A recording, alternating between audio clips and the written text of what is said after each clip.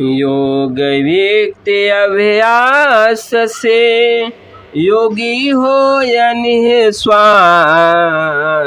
निअक्षर उपलब्ध है सद्गुरु पर विश्वास, सद्गुरु पर विश्वास।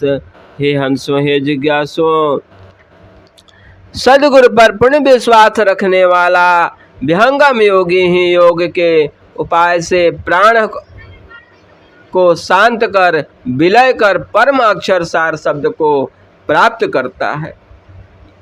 अतः प्रथम ही प्राण को शांत करने का विधान है। मन व पवन के रहत में निअक्षर रहनाहि, दशा सुषमनातीत में वे विलीन जग माही, दशा सुषमनातीत में वे विलीन जग नाही। हे हंसो हे जिज्ञासो, जब तक मन और पवन के शांत नहीं होते तब तक मन और पवन के रहते निअक्षर की प्राप्ति नहीं होती। इनके विलीन हो जाने पर संसार माया के अभाव में सुषुम्नातीत अवस्था में निशब्द परम अक्षर की प्राप्ति होती है। इसलिए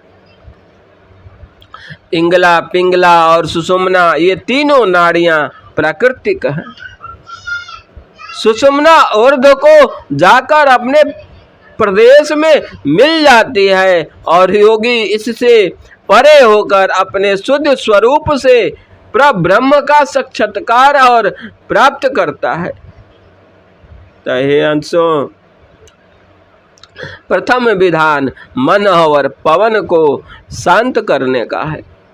सैन्य सैन्य अभ्यास में रहे निरंतर लाग, मन व पवन मंडल छुटे पहुँचे अनुभव जाग, पहुँचे अनुभव जाग।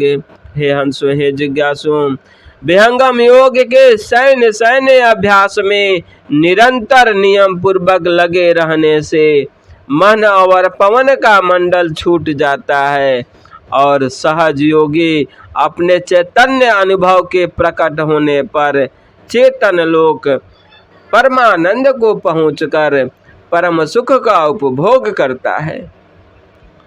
जिन जीता मन पवन को योगीता को जान, और स्वर्व विडम्बना धोखा कर्म पिछान, और स्वर्व विडम्बना धोखा कर्म पिछान। हे हंसो हे जिज्ञासु, जिसने मन और पवन को जीत लिया है उसी को योगी जाने। इसके अभाव में उसके जितने भी व्यवहार कर्म हैं वे सर्व धोखा और आडंबर हैं। इसलिए मन और पवन को जीत कर ही योगी पद प्राप्त होता है। बिना मन और पवन को जीते योगी पद की प्राप्ति नहीं हो सकती। नहीं देखो संसार को, देखो परमयनु, अंतर्दृष्टि परवेश कर, स्थिर रह वही रूप, स्थिर रह वही रूप। हे हंसो हे जिज्ञासु, ब्रह्म दृष्टि को बंद कर अर्थात संसार को न देखकर अंतर्दृष्टि से अंतर में प्रवेश कर अपनी चेतन स्थिति में विराजमान होकर अनुपम परम तत्व सार शब्द को देखनी चाहिए। और सद्गुरुदेव ने उसे देखने के उपदेश दी है। अपने जीवन में के अंतिम क्षण में ये उन्हें उपदेश मिला जिससे कि उन्होंने मन और पवन को बस में करना और माया को न देखकर अंदर देखने का उपदेश किया था। वे कहते थे कि मन और पवन स्थिर नहीं है, तब अंत में बड़ा खतरा है। इसलिए सब काम तो होगा ही, पहले मन और पवन को योगी स्थिर कर अंत में शरीर को छोड़ता है। इसको पहले ठीक कर लेनी चाहिए। योगी की अंतिम परीक्षा है, जीवन भर की कमाई है। ये उनके मन और प्राण और देह त्याग के संबंध में सद्गुरु ने उपदेश किया। मंडल के अंदर रहो, अचल कंपय डोल, निरखी परखी धर शब्द को, यह सत्य पुरुष अमोल। निरखी परखी धर शब्द को, यह सत्य पुरुष अमोल। हे हंसो, हे जिज्ञासो, अनुपम और अमूल्य परम पुरुष नित्य चेतन को सजता है। उसमें कंप या गति नहीं होती। उसको अपने चेतन मंडल के अंदर जो सद्गुरु का निर्देश है, स्थिर होकर पारख कर अर्थात पूर्ण रूप से निरीक्षण कर निःशब्द परम पुरुष को प्राप्त करने का उपदेश करते हैं। और अपने मंडल के अंदर चेतना स्थिर होने से ही ध्येय परम पुरुष की प्राप्ति होती है। उत्तम सहजावृत्ति है, शब्द निरंतर लाग, महल सूक्ष्म भी ना रहे, सुरति सुहागिन जाग। महल सूक्ष्म भी ना रहे, सुरति सुहागिन जाग। हे हंसो, हे जिज्ञासु, संत शुद्ध चेतन सुरति के जागृत होने पर सहजावृत्ति से शब्द में निरंतर लगे रहते हैं और वे चेतन मंडल के अंदर प्रवाह से समस्त आत्म मंडल एवं सारा देह संघात उसी शब्द प्रवाह में अनुरक्त अर्थात भीगा रहता है। यही शब्दानंद प्राप्त करने की उत्तम सहजावृत्ति है। सहजावृत्ति में सदैव चेतना अंतराकाश के अपने बैठक पर स्थित रहती है। सच चक्षु बंद खुला रहे, चक्षु बंद खुला रहे, इससे नहीं कोई काम। सम्य दृष्टि अंतर रहे, सब विधि पूर्ण काम। सम्य दृष्टि अंतर रहे, सब विधि पूर्ण काम। हे हंसो, हे जिज्ञासु, योगी की अंतर्दृष्टि जब पूर्ण शुद्ध रूप से दृढ़ और स्थिर हो जाती है, तब वह बाहर के चक्षु के बंद और खुले रहने से कोई संबंध नहीं रहता। वह अंतर्दृष्टि के संबंध से ही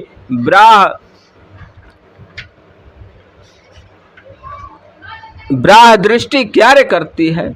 इसलिए ब्राह चेतना के अंतर प्रविष्ट हो जाने पर एवं उसके दृढ़ स्थिर हो जाने पर ब्राह कर्णों से संबंध छूट जाता है और आत्मा अपने स्वरूप में विराजमान होकर दृढ़ हो जाती है। ये तो शुद्ध चेतन दृष्टि से परब्रह्म के साक्षात्कार होने पर सर्व कामनाएं पूर्ण हो जाती हैं एवं आत्मा की सर्व ओर से पूर्ण काम अर्थात जीवन के पूर्ण सफलता प्राप्त होती है। सीमा के अंदर रहे, बाहर भाग न जाए, निरति निराली निगम गम, मगन परम सुख पाए। निरति निराली निगम गम, मगन परम सुख पाए। हे हंसो, हे जिज्ञासो, विशुद्ध असंग निरति सद्गुरु निर्देश के अनुसार वेदक्त मंडल में गमन कर उसमें निमग्न हो परम सुख को प्राप्त करती है। सीमा के बाहर सुरती के चले जाने से ज्ञान की स्थिरता और आनंद की प्राप्ति नहीं होती। इसलिए हे हंसो, विशुद्ध चेतन सुरती और अपने निरति मंडल विराजधाम में सदैव स्थिर रहती है।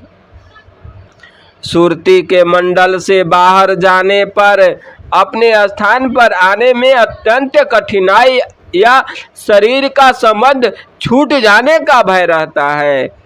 इसलिए हे हंसो, इस अवसर पर सद्गुरु स्मरण से चेतना अपने स्थान पर आ जाती है एवं आ जाती है। अतः हे हंसों, मन और प्राण के संबंध से शरीर इंद्रियादिकों में चेतना प्रकट हो जाती है, यह अनुभूति का विषय है। एक बार इन पंक्तियों के भाष्यकार को ऐसी स्थिति प्राप्त हुई थी, परंतु सद्गुरु दया से कुछ कठिनाई के पश्चात आत्मचेष्टा प्राकृतिक प्रवाह को प्राप्त कर लिया। अंतर्दृष्टि संबंध है आत्मयरु सतनाम, अन्य प्रदेश अन्य वस्तु से है नहीं दूसर काम, है नहीं दूसर काम।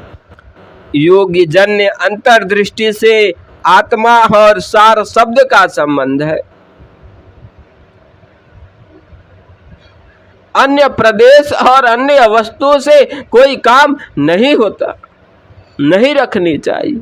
सर्व छोड़कर आत्मा से एकमात्र संबंध जब सत्य नाम अर्थात सार शब्द का होता है, तब पूर्ण आनंद और वास्तविक सुख की प्राप्ति होती है।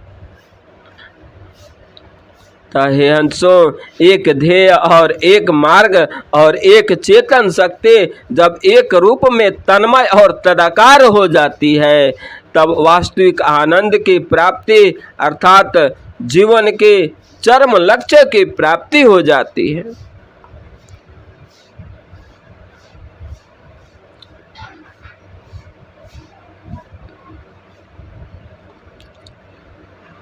स्थिर है सब देख लो, कैसा अद्भुत रूप, दुख सुख कुछ व्यापे नहीं, सहजानंद स्वरूप, सहजानंद स्वरूप। हे अंशों, हे जिज्ञासुओं, शरीर और प्राण, मन तथा सुरति के स्थिर होने पर परब्रह्म का अद्भुत स्वरूप दृष्टिगोचर होता है। सब तत्वों के स्थिर हो जाने पर ग्रंथकार सद्गुरु को प्रत्यक्ष अद्भुत स्वरूप का दर्शन हुआ था, जिसको देखकर वे परमानंद में निमग्न हो गए और देखने का इस पद में निर्देश करते हैं। स्थिर हो जाने पर ही शब्द स्वरूप परब्रह्म का दर्शन होता है। इसका उपदेश इस दोहे में किया। मन का साथ छूट जाने पर आत्मा में दुख सुख का भाव नहीं रहता, आत्मा परमानंद स्वरूप हो निमग्न हो जाती है। ये तो शरीर, मन और प्राण सुरति और निरति के स्थिर होने पर निःशब्द अनिर्वाच्य परम पुरुष का दर्शन होता है। यह सद्गुरु भेद रिक्ति है। जो विहंगम योगी अपने उत्तम साधना को प्राप्त करते हैं, उन्हें यह पुनः प्रत्यक्ष और अनुभव होता है और वे अपने जीवन को कृत्य कर परमानंद परम पुरुष को प्राप्त कर परम सुख में निमग्न रहते हैं। प्रेम से बोलिए सद्गुरुदेव भगवान की जय।